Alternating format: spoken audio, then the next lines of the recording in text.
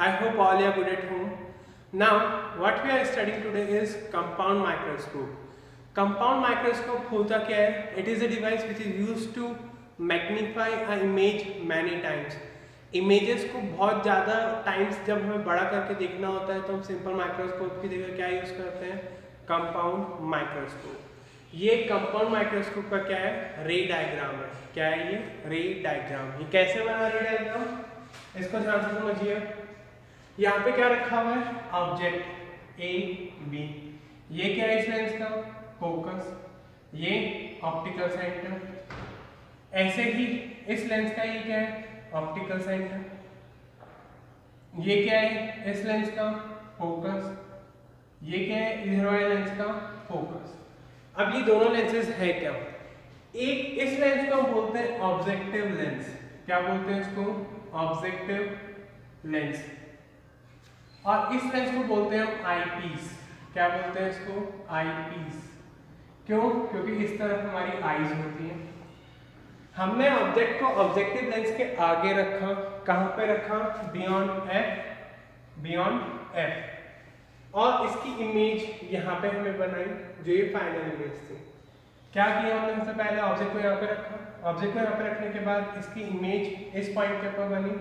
Late this point B A dash and B dash. ये image जो बनी, ये इमेज इस लेंस के लिए किसकी तरह बिहेव कर रही है? ऑब्जेक्ट की तरह। किसकी तरह बिहेव कर रही है? ऑब्जेक्ट की तरह। तो इसकी इमेज कहाँ बनी? यहाँ पर। ये जो है A double dash B double dash. अब हमने पिछली क्लास में पढ़ा था magnifying power. Magnifying power is the ratio of angle subtended by the image at optical centre to the angle subtended by the object at optical centre. तो यहाँ पर ये एंगल अल्फा हो गया, ये अल्फा है, तो ये एंगल भी क्या होगा? अल्फा, क्योंकि दोनों एंगल क्या है? वर्टिकली अपोजिट एंगल है। फिर ये एंगल क्या है? बीटा। ये बीटा एंगल बना रहा है ये इमेज यहाँ पर। Is that clear? तो ये एंगल कौन सा हो गया? बीटा। अब हम डिस्टेंसेस को मार्क करते हैं डायग्राम के अंदर। तो ये ऑब्जेक्ट, ये ऑप्टिकल सेंटर है यहाँ पर। ऑप्टिकल सेंटर से लेके ऑब्जेक्ट तक का डिस्टेंस, ये क्या होता है? Object distance. ये ऑब्जेक्ट की वजह से है तो इसको हमने क्या मार्क किया? You nought. क्या मार्क किया? You not. फिर इसकी इमेज कहाँ बनी? ए डैश बी डैश के ऊपर। तो ये डिस्टेंस क्या होगा? Image distance. क्या बोलते हैं इसको? V nought. फिर इस ऑब्जेक्ट के लिए यहां से लेकर, ये ऑब्जेक्ट है इस लेंस के लिए, तो यहां से लेकर यहां तक जो डिस्टेंस है ये क्या है?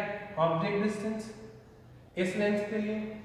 फिर यहां से लेकर यहां तक की ये जो डिस्टेंस है ये क्या है? इमेज डिस्टेंस इस लेंस के लिए। इसको मैंने मार्क किया VE। क्या मार्क किया इसको मैंने? VE। Is that clear? इस तरह से हमने इसको मार्क किया। प्रॉब्लम इसमें? अब ध्यान से समझिएगा। पहले क्या गिवन है इसमें? हमने सब ये अरेंजमेंट्स अपन मैकेनिकली कर सकते हैं। कंपाउंड माइक्रोस्कोप क्या होता है? इनके अंदर रैक एंड पिनियन अरेंजमेंट होता है। रैक एंड पिनियन का मतलब कि आप लेंसेज की पोजीशन को चेंज कर सकते हैं। तो आप चाहें तो इस लेंस को भी चेंज कर सकते हैं, इस लेंस को भी चेंज कर सकते हैं, इनकी पोजीशन को अपने अकॉर्डिंग चेंज कर सकते हैं। हमने क्या किया इस केस के अंदर? हमने हमारी ऑब्जेक्ट को कहाँ रखा? Between F and C, on the left hand side of the objective lens. तो इसकी इमेज कहाँ बन गई? एफ के आगे। क्या बनी? ए डैश बी डैश। ये ए डैश बी डैश ये क्या है? ये इमेज है जो फर्स्ट लेंस ने बनाई है, यानी ऑब्जेक्टिव लेंस ने बनाई है। इस ऑब्जेक्टिव लेंस की इमेज को हमने कहाँ पे रखा? इस आई लेंस के फोकस और ऑप्टिकल सेंटर के बीच में। ये फोकस किसका है? आई लेंस का। ये फोकस किसका है? ऑब्जेक्टिव लेंस का। ये फोकस किसका है? ऑब्जेक्टिव लेंस का। इस तरह से हमने अरेंजमेंट किया। और जब हमने यहाँ पे ऑब्जेक्ट को रखा, यानी जो इमेज हमारी बनी इसके फोकस और ऑप्टिकल सेंटर के बीच में, तो वो केस होता है लास्ट केस। लास्ट केस में क्या होता है? जो इमेज होती है वो वैसी ही बनती है जैसा ऑब्जेक्ट होता है। तो इमेज, ऑब्जेक्ट ऐसा था तो इमेज भी ऐसी ही बन गई। फिर हमने इनकी डिस्टेंसेस को मार्क कर लिया। यू नॉट क्या है? Object distance of objective lens. V nought क्या है? Image distance of objective lens, U E क्या है object distance of eye lens, V E क्या है image distance of eye lens. हमने सभी को इनको सिर्फ अभी तक क्या किया है मार्क किया है, कोई प्रॉब्लम नहीं आता। अब ये जो अरेंजमेंट था इस तरह से हमने इसका अरेंजमेंट किया, हमने हमारी सहूलियत के हिसाब से इसको अरेंज किया है। आपकी हो सकता है कुछ बुक्स में ये जो इमेज है ये इस लेंस के उधर बन जाए या इधर बन जाए, दैट डजंट मैटर्स, बट आपको इस तरह का ही सर्किट डायग्राम बनाना है और उनके अंदर लाइंस को भी रिप्रेजेंट करना है कि रेज इस तरह से आ रही है, यहाँ पे इमेज बन रही है। Is that clear? तो इस तरह से हमारा इमेज फॉर्मेशन जो फाइनल इमेज बनी वो कौन सी बनी, A double dash B double dash. अब हमने लास्ट क्लास में पढ़ा था क्या, मैग्नीफाइंग पावर। मैग्नीफाइंग पावर क्या होता है, magnifying power is the ratio of angle formed by image at optical centre to the ratio of angle formed by object at optical centre. तो मैग्नीफाइंग पावर किसके equal आएगी, tan beta upon tan alpha. tan beta, beta और alpha अगर angle छोटे होंगे तो beta alpha हो जाएगा, तो हम tan बीटा और tan अल्फा की वैल्यू निकाल लेते हैं। तो tan बीटा किसके इक्वल आएगा, tan बीटा। इस डायग्राम में देखिए ये ट्रायंगल दिखाई दे रहा है कौन सा, a डैश b डैश और o डैश, इसमें tan बीटा किसके इक्वल आएगा, tan beta will be equals to a dash b dash upon a dash o dash, इसके इक्वल आ गया। इसी तरह से जो एक ट्रायंगल हम ऑब्जेक्ट वाला लेते हैं, ट्रायंगल ABO, इसमें से tan अल्फा किसके इक्वल आएगा, tan अल्फा आएगा AB upon AO, AB upon AO। तो tan बीटा और tan अल्फा की वैल्यू हमारे पास आ गई। अब हम क्या अज्यूम कर लेते हैं कि जो हमने ऑब्जेक्ट रखा है वो कहाँ रखा है हमने, डिस्टिंक्ट विजन के डिस्टेंस पे, डिस्टिंक्ट विजन यानी D के ऊपर, डिस्टिंक्ट विजन जहाँ तक ऑब्जेक्ट क्लियरली हमें दिखाई देता है। हमने इस तरह से इनको अज्यूम करने के बाद इन वैल्यूज को पुट किया। अब हमें क्या निकालना है, मैग्नीफाइंग पावर। तो इन दोनों की वैल्यूज को हम यहाँ पे पुट करते हैं। तो m इक्वल्स टू क्या आ जाएगा, m will be equals to tan beta upon tan alpha. तो tan बीटा की वैल्यू कितनी है, a dash b dash upon a dash o dash divided by ab upon ao। ao a से लेकर o तक का डिस्टेंस, ये किसके इक्वल माना हमने, डिस्टिंक्ट विजन के। तो इस फॉर्मूले में क्या आ जाएगा, a dash b dash upon a dash o dash multiply by ao upon ab। ये आ गया। ao की वैल्यू हम पुट कर देते हैं कितनी है, d। तो ये फॉर्मूला आ जाएगा हमारे पास। ये फॉर्मूला क्या आएगा, यहाँ पे लिखा हुआ है m equals to a dash b dash upon a dash u dash into minus b upon a। ये आ गया हमारे पास फॉर्मूला। यहाँ तक प्रॉब्लम। अब अगर हम ध्यान से देखें तो जो ट्राइंगल ABO, ओके, तो अब अगर हमने यहाँ पे मैग्नीफिकेशन का फॉर्मूला निकाला मैग्नीफाइंग पावर का, m equals to a dash b dash upon a dash o dash into minus d upon ab। अब अगर हम इस डायग्राम में ध्यान से देखते हैं तो दो ट्राइंगल्स हैं हमारे पास, एक है ABO, ये किसके सिमिलर है, ये सिमिलर है a डैश b डैश और o के। किसके सिमिलर है ये, a डैश b डैश और o के। और जब दो ट्राइंगल्स सिमिलर होते हैं तो हम क्या लिख सकते हैं, we can write their sides are in proportion। तो ये दोनों ट्राइंगल सिमिलर हैं, तो AB upon A dash B dash is equals to BO upon B dash O is equals to AO upon A dash O, ये हम लिख सकते हैं। और जो यहाँ पे वैल्यूज हैं जैसे A डैश O, ये किसकी वैल्यू है, V0 की, तो ये V0 आ गया। AO ये किसकी वैल्यू है, U0 की, तो ये क्या आ गया, U0 आ गया।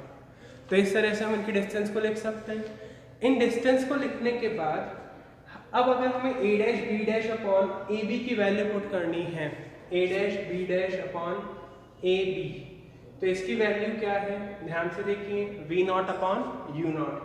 तो m इक्वल्स टू क्या आ जाएगा, v not upon u not into minus d upon a dash o dash, a dash o dash ये क्या है, ये इस वाले मिरर लेंस की ऑब्जेक्ट डिस्टेंस है, तो इसको क्या लिख सकते हैं हम, ue।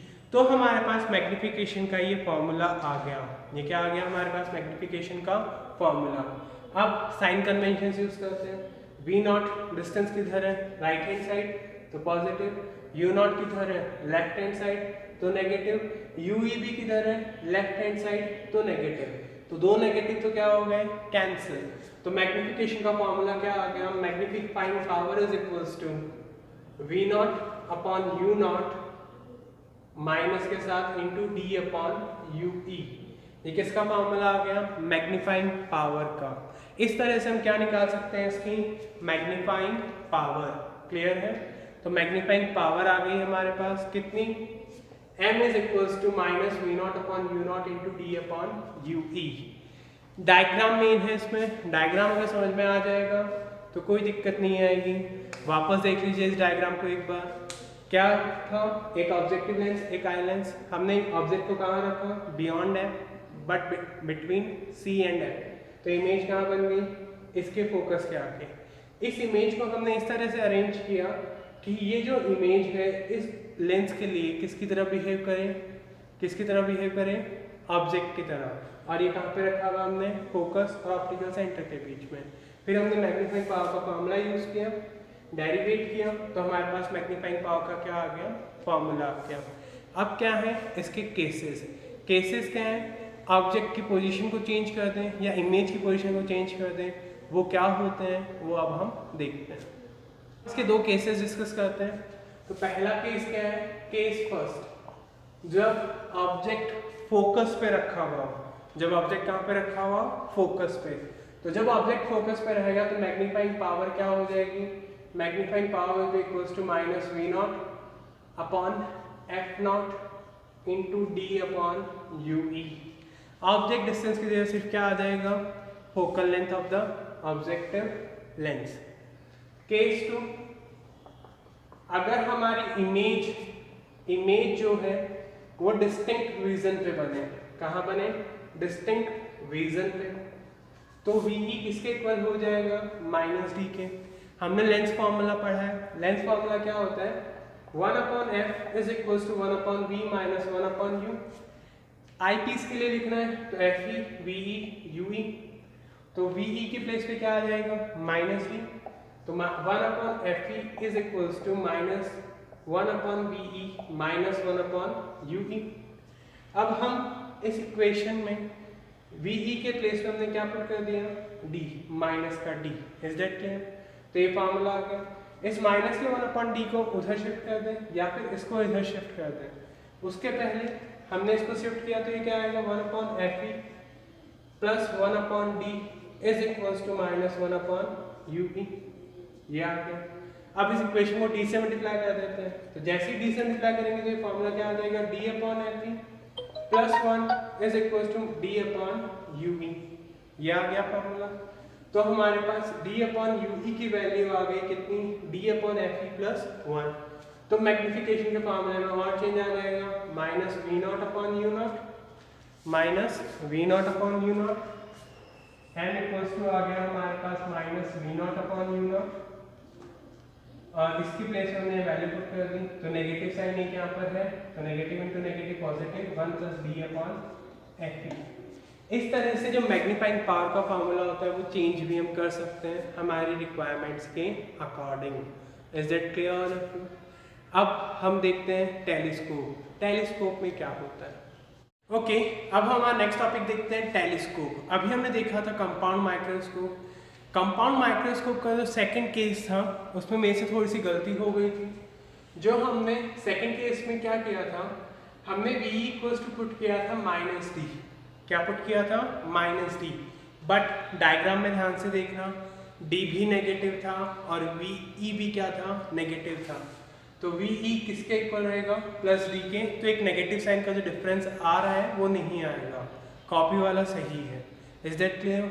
Now telescope. टेलीस्कोप क्या होता है, टेलीस्कोप एक ऐसी डिवाइस होती है जिससे हम दूर के ऑब्जेक्ट्स को देखना चाहते हैं। जनरली इसको हम यूज़ करते हैं प्लैनेट्स, स्टार्स, मून, इन सब की स्टडी करने के लिए। तो ये डिवाइस क्या होती है? टेलीस्कोप होती है। इसका यूज़ कैसे करते हैं? जनरली इस तरह से इंक्लाइन पोजीशन में रखते हैं आसमान की तरफ, तो इसीलिए जो लाइट रेज आ रही है यहाँ पे किस तरह आ रही है? इस तरह से इंक्लाइन आ रही है। टेलीस्कोप की पोजीशन इस तरह है, ठीक है।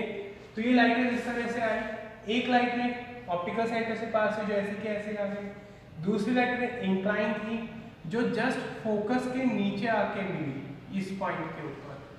तो ये हमारा ऑप्टिकल सेंटर इस लेंस का, ये इस लेंस का ऑप्टिकल सेंटर, ये एंगल अल्फा, ये अल्फा है तो ये भी क्या होगा? अल्फा, ये एंगल बीटा।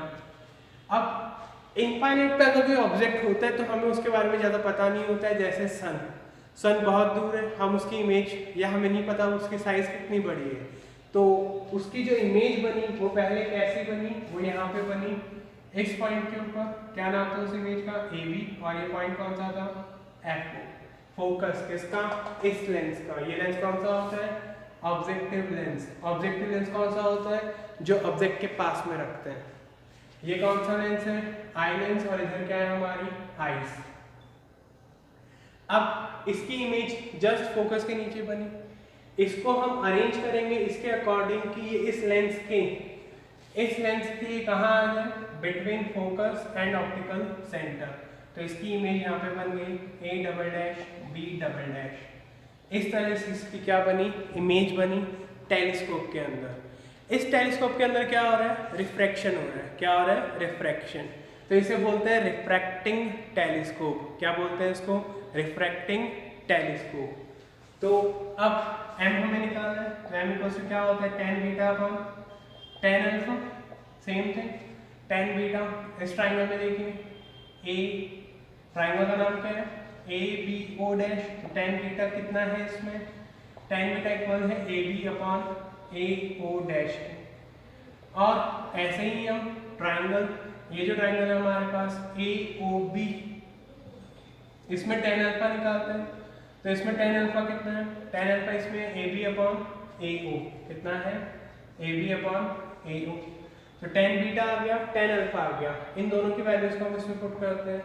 तो m इज इक्वल्स टू क्या आ जाएगा? AB upon AO dash divided by AB upon AO। AB से AB कैंसिल, तो m इक्वल्स टू क्या आ गया? AO upon AO dash. या AO, A से लेकर O तक का डिस्टेंस, ये कौन सा डिस्टेंस है? ये इमेज डिस्टेंस है। ये क्या है? इमेज डिस्टेंस किसका? ऑब्जेक्टिव लेंस का। और साथ ही साथ क्या है? यहाँ से लेकर यहाँ तक का डिस्टेंस, ये डिस्टेंस है फोकल लेंथ किसकी? ऑब्जेक्टिव लेंस की। तो ये आ गया F0। AO डैश, ये इस लेंस की क्या है? यहाँ से लेकर यहाँ तक ये क्या है? UE क्या होता है? UE हमने पढ़ा था। UE क्या है? आई लेंस के लिए ऑब्जेक्ट का डिस्टेंस। तो ये क्या आ गया? F0 upon UE।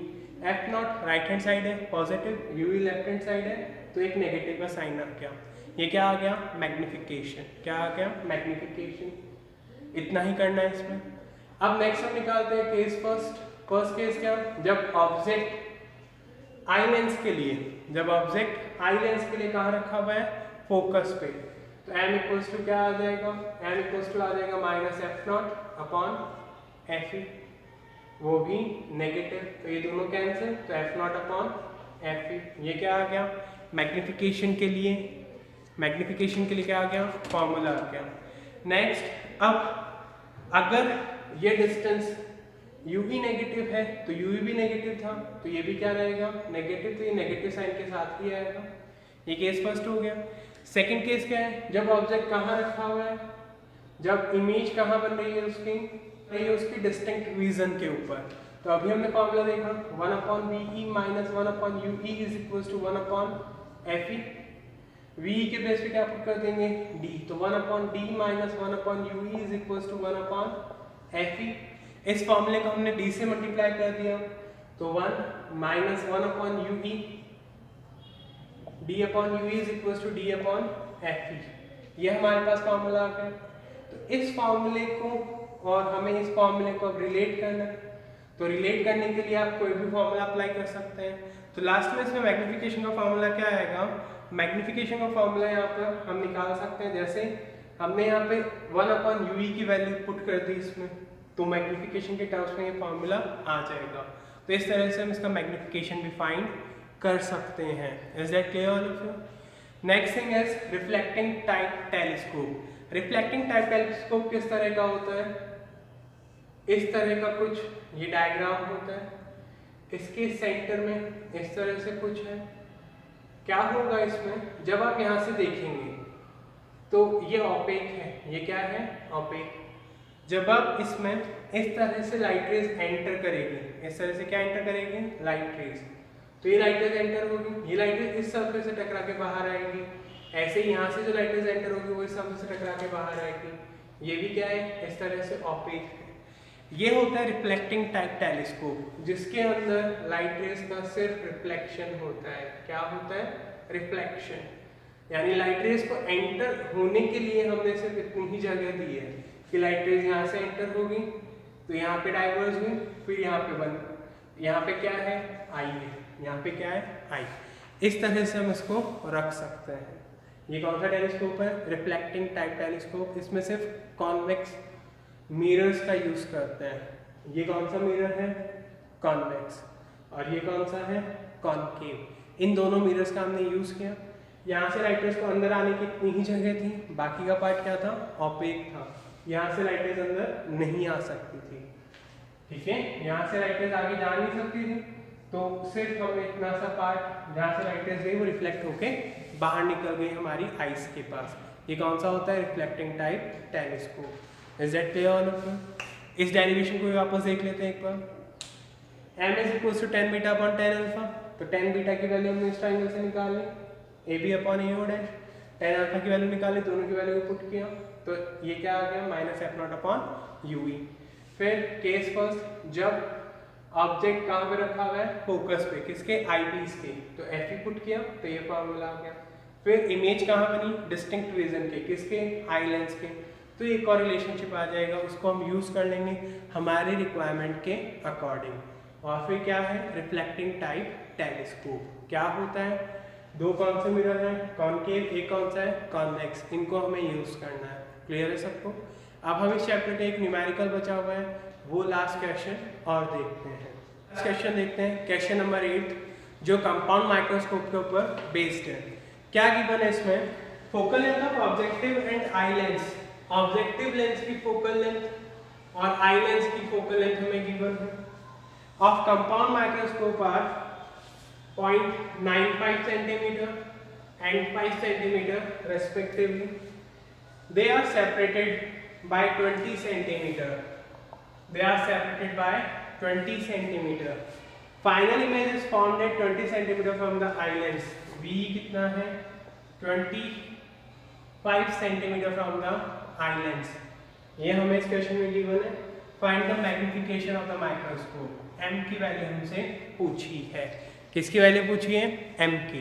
तो इसको कैसे सॉल्व करेंगे, सबसे पहले फोकल लेंथ हमें अभी देखा था हमने कि दो लेंसेज होते हैं, एक यहाँ पर इस तरह और दूसरा लेंस यहाँ पर। इसका ऑब्जेक्ट हमने यहाँ पे रखा, इसकी इमेज बनी इस पॉइंट के ऊपर इस तरह से, और फिर दूसरी इमेज इस तरह से जब हमने इसको आगे बढ़ाया तो यहाँ पे बनी, ये अभी हमने देखा।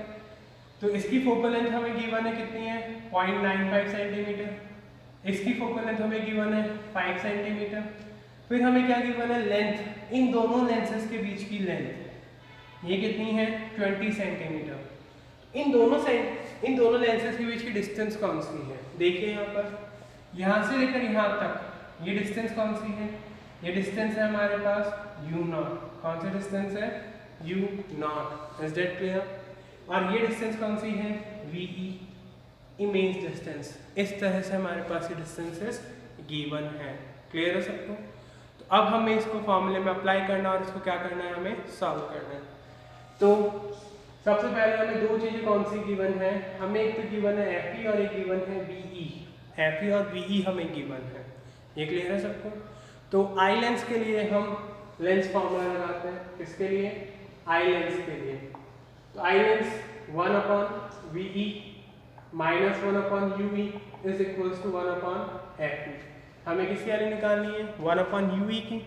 इसको इधर भेज देते हैं, तो 1 upon v e minus 1 upon f e is equals to 1 upon you e. V e image किधर बन रही है इसकी? Left hand side. Left hand side बनेगी तो वी कितना होगा? -25। F e focal length convex lens की क्या होगी? पॉजिटिव होगी। तो -1/25 -1/5 is equals to 1 upon you e. LCM 25 -1 -5, तो ये कितना आ गया? 1 upon you E is equals to, तो U E is equals to 25/6 centimetre. ये किसकी वैल्यू आ गई? यूई। यूई क्या है? Object distance of the eye lens. ये हमारे पास की वैल्यू आ गई। अब लेंथ हमें गिवन है दोनों माइक्रोस्कोप के बीच में, कितनी होती है? L is equals to U0 plus VE। But distance है ये सिर्फ क्या है? डिस्टेंस। इसमें कोई मतलब नहीं है नेगेटिव पॉजिटिव से, तो हम इसका क्या लेंगे? मॉडुलस लेंगे। किसका? ऑब्जेक्टिव डिस्टेंस का। यानी क्या था?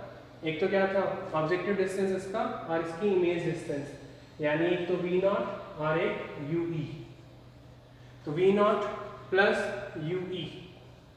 UE हम सिर्फ पॉजिटिव लेंगे। UE हम सिर्फ क्या लेंगे? पॉजिटिव। ये कौन सा डिस्टेंस था? इमेज डिस्टेंस, और ये इसका ऑब्जेक्ट डिस्टेंस। तो L कितना गिवन है? 20 is equals to V0 plus 25/6। यहाँ पे पॉजिटिव लेना है सिर्फ हमें। तो V0 equals to 20 minus 25/6, LCM लेंगे 6, 120 माइनस 25, तो 95/6 सेंटीमीटर। ये किसकी वैल्यू आ गई? V0 की। किसकी वैल्यू आ गई? V0। एक बार जैसे V0 आ गया, अब हम क्या कर सकते हैं? इसको हम यूज कर रहे हैं ऑब्जेक्टिव लेंस के लिए। कौन से लेंस के लिए? ऑब्जेक्टिव लेंस के लिए। तो ऑब्जेक्टिव लेंस के लिए जब इसको यूज करेंगे, तो ऑब्जेक्टिव लेंस के लिए lens formula 1 upon V0 minus 1 upon U0 is equals to 1 upon F0। तो V0 कितना आएगा? तो V0 कितना है हमारे पास? 95/6, तो ये कितना हो जाएगा? 6/95। U0 की हमें वैल्यू निकालनी है। F0 कितना है? F0 हमारे पास 0.95, तो ये कितना हो जाएगा? 95, और ऊपर कितना हो जाएगा? 100। इसको इधर शिफ्ट कर देते हैं, इसको इधर शिफ्ट कर देते हैं, तो क्या होगा? 6/95 minus 100/95 is equals to 1 upon U0। तो यहाँ से आ जाएगा -94/95 is equals to 1 upon U0। तो U0 equals to -95/94 centimetre. U0 आ गया हमारे पास। अब लगभग सारी वैल्यूज आ चुकी हैं। अब सिर्फ हमें मैग्नीफिकेशन निकालना है। तो मैग्नीफिकेशन का फॉर्मूला क्या होता है? -V0/U0 1 plus D upon FE। ये फॉर्मूला हमें अप्लाई करना है। तो V0 कितना है? V0 अभी हमने निकाला -95/6 डिवाइडेड बाय U0 कितना है? -95/94। 1 प्लस D। D क्या होता है? Distinct vision. कितना होता है? 25 सेंटीमीटर। FE कितना है? 5। तो 5 1 5 सर, तो ये क्या आ जाएगा? -95 से -95 कैंसिल, तो ये आ गया 6/94 1/6 अपॉन 1/94 इंटू 6, तो कितना आ जाएगा? 94/6 इंटू 6, 6 से 6 कैंसिल, कितना आ गया? 94 आ गया। कितना आ गया? 94। यानी मैग्नीफिकेशन कितना टाइम्स हो गया? 94 टाइम्स। बहुत बड़ी इमेज हमने बना दी। Is that clear? ये अच्छा क्वेश्चन है, कई बार पूछा गया है। क्वेश्चन वापस देख लीजिए। क्या गिवन है? F0, FE, L और VE। L क्या होता है? L is the distance between objective lens and eye lens. किसके इक्वल होता है ये? V0 प्लस UE के एलजेब्रिक सम के। यहाँ पे हमें नेगेटिव पॉजिटिव नहीं देखना है, तो V0 प्लस UE। UE की वैल्यू हमने आई लेंस में फॉर्मूला इनपुट करके निकाल ली, और ऐसे V0 की वैल्यू हमने निकाल ली ऑब्जेक्टिव लेंस के लिए। तो ये हमारे पास मैग्नीफिकेशन पावर कितना आ गया? 94 आ गया। क्लियर है सबको? कोई प्रॉब्लम हो इस किसी भी क्वेश्चन में इस चैप्टर के? यू में आस्क। कल संडे है, पूरा चैप्टर को रिवाइज कर लीजिए। ये अच्छे मार्क्स का चैप्टर आता है, अराउंड 6 to 7 मार्क्स का चैप्टर आता है। और इससे प्रैक्टिकल क्वेश्चंस भी आते हैं, इसलिए इसको रिमूव शायद ही करेगी गवर्नमेंट। और सेकंड थिंग, नेक्स्ट क्लास में हम लोग स्टार्ट करेंगे next chapter, that is nature of light. क्या स्टार्ट करेंगे? नेचर ऑफ लाइट, और इसका दूसरा नाम भी होता है wave optics. Is that clear all of you? Thank you all of you, have a nice day.